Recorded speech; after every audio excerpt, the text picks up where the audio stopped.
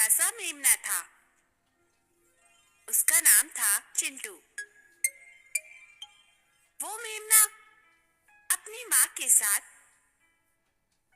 एक छोटे से घर में रहता था, जो घर जंगल के एक कोने पे बना था।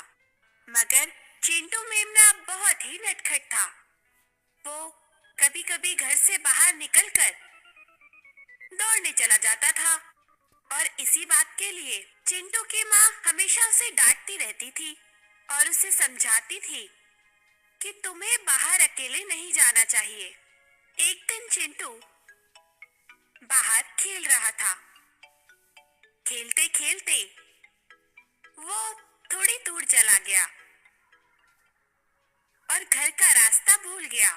जब उसे घर का रास्ता नहीं सूझ रहा था, तो वो जोर जोर से रोने लगा। चिंटू मेमने की आवाज सुनकर चिंटू की माँ ने दूर से ही समझ लिया कि उसका बेटा रास्ता भूल गया है। उसकी माँ दौड़ती हुई चिंटू के पास पहुंच गई।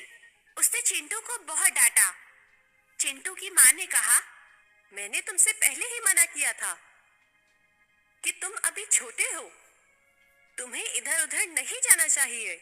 मगर माँ, मुझे खेलने का मन कर रहा था, इसलिए मैं यहाँ आया हुआ था।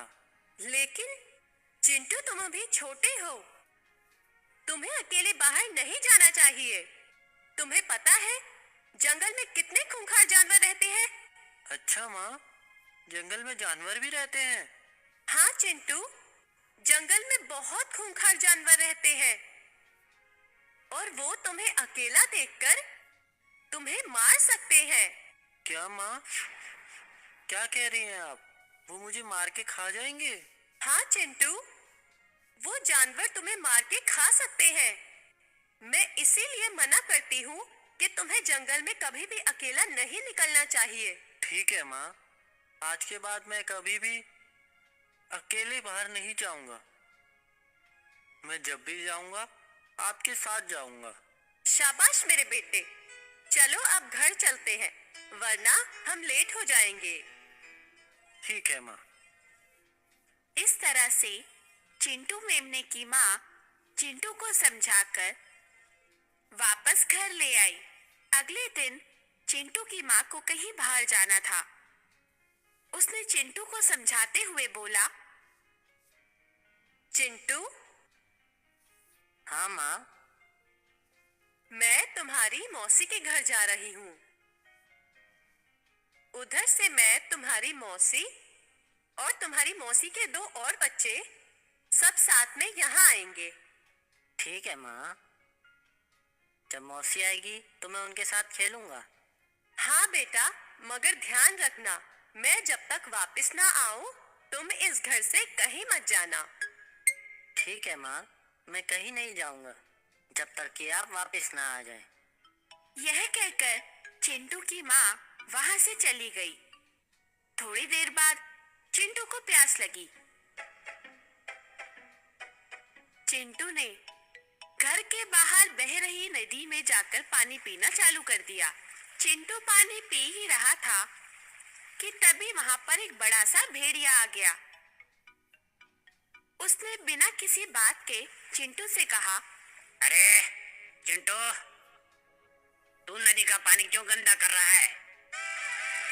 नहीं भेड़िया मामा, मैं तो बस पानी पी रहा हूँ। मुझे प्यास लगी थी, इसीलिए मैं यहाँ आया हूँ। वो तो मुझे दिख रहा है, मगर तू पानी को क्यों गंदा कर रहा है? देख, तेरे पीने से पानी कितना गंदा हो रहा है। लेकिन भेड़िया मामा, पानी तो आपकी तरफ से मेरी तरफ बह रहा है, तो भला मैं पानी को कैसे गंदा कर सकता हूँ? अच्छा, तू मेरे से जुबान लड़ाता है? मैं तुझे अभी मार के खा सकता हूँ। लेकिन भेड़िया मामा, जंगल में तो कानून बना है कि कोई भी बिना मतलब किसी को नहीं मारेगा। अच्छा, तो तू अब मुझे कानून सिखाएगा? ठहर जा, मैं तुझे अभी बताता हूँ। यह कहकर भेड़िए ने चिंटू मेमने को पकड़ लिया। भेड़िए ने जैसे ही चिंटू मेमने को पकड़ा, मेमने ने जोर जोर से चिल्लाना शुरू कर दिया।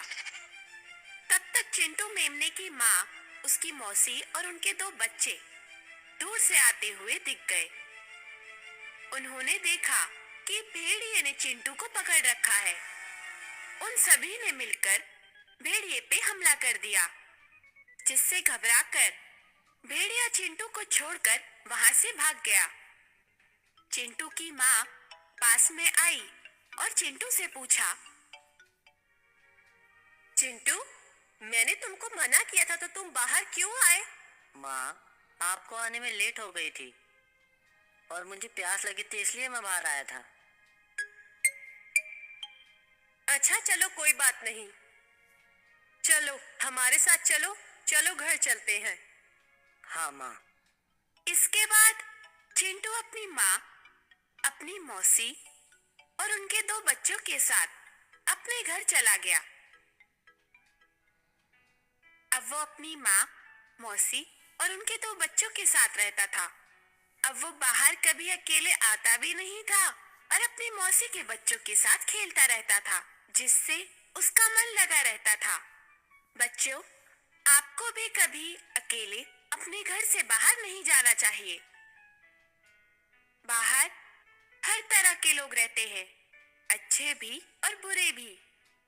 इसलिए आपको बिन बताए घर से बाहर कभी नहीं जाना चाहिए।